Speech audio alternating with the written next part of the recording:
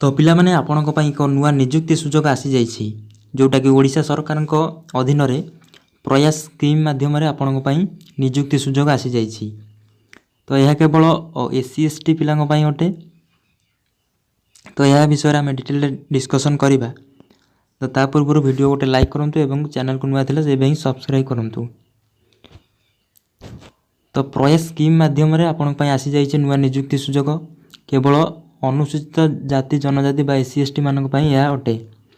SC ST पिला माने एथिरे आवेदन करि परिबे बा भाग नै परिबे।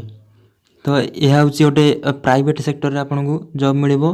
आपनकु प्रथमे ट्रेनिंग नबा पड़िबो। तो यह पई आवश्यक योग्यता रहिछि बा क्वालिफिकेशन रहिछि। तो जे माने आवेदन करिवे से माने ओडिसा रो स्थायी बासिंदा होइथिबे एवं से माने एससी एसटी होइथिबे। आवेदनकारी बयस 18 रु 35 वर्ष मध्य होइथिबा आवश्यक एवं आवेदनकारी पारिवारिक आय 1,50,000 रु अधिक होई नथिबो। आवेदनकारी साधारण शिक्षागत योग्यता हो जे अष्टम पास बा ताठू अधिक होइथिले मध्य चलिबो। एथिरे प्रथमे आपनको ट्रेनिंग नबा पड़िबो। तापरे आपनको चाकरी दिया जिवो, जॉब मिलिबो।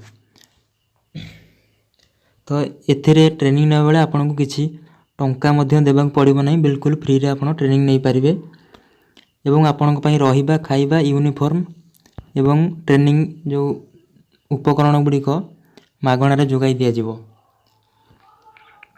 तो आपण माने निज जिल्ला रे मध्य ट्रेनिंग नै परिबे, किंतु जदि किछि जिल्ला रे किछि असुविधा हुए आपणकर पाख जिल्ला रे मध्य आपनको ट्रेनिंग दिया जिवो।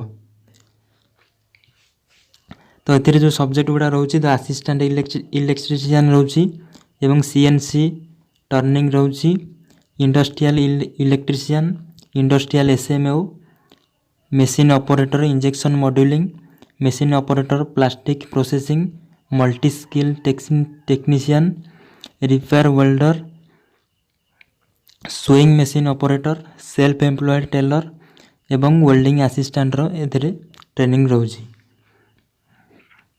तो आपण माने जे माने कि सिलाई शिक्षा को मध्य इच्छा थिबो तो से माने मध्य एथिरे ट्रेनिंग नै परिबे, मागणा रे ट्रेनिंग नै परिबे एवं चाकरी पाई परिबे।